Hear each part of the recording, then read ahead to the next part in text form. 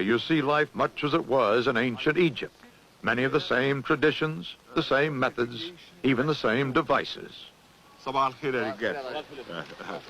I used to sit here as one of those two men, and in early at dawn, because we started early. You know, this is called tambour. There is some screw in it, and it brings the water from the canal to the land here. Small canals. It is prepared only for the small canals. How many hours would you sit there on that screw? Every shift is 2 hours. And we use not only to irrigate our land, but the work here since the start is collective. We don't have tambour for every farmer here. We have 6 or 7 only in the village. So we make a timetable, and then we start irrigating collectively all our land. Nubian villages up there on the cliffs. The Nubians are one of the 2 basic peoples who formed the population of ancient Egypt and modern Egypt, the others being the lighter-skinned Egyptians.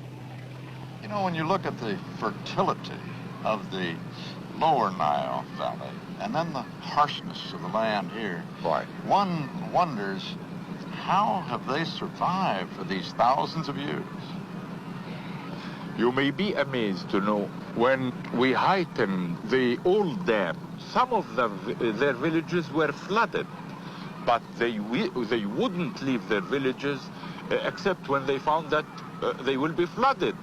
The rest, who are not flooded like these, they stayed here.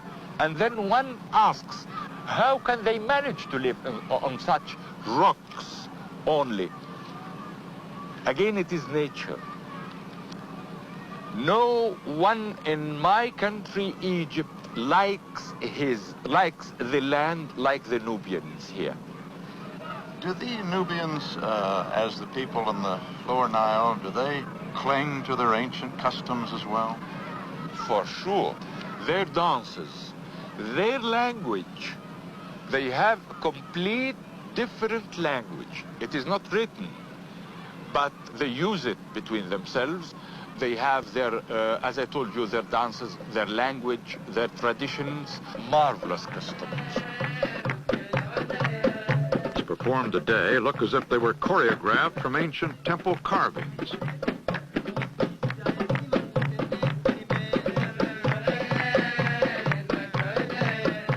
These young dancers have organized a troupe that performs for visitors in Aswan. We accompany them to a special performance in one of the ancestral villages where they continue to live.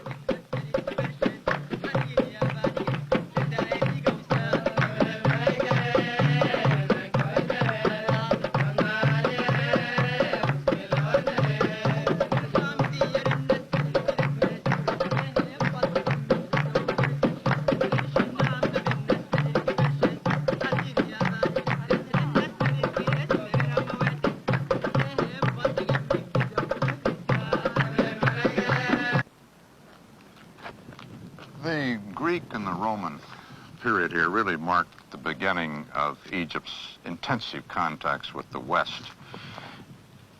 In all of that time, of that intensive contact, who ended up influencing whom the most?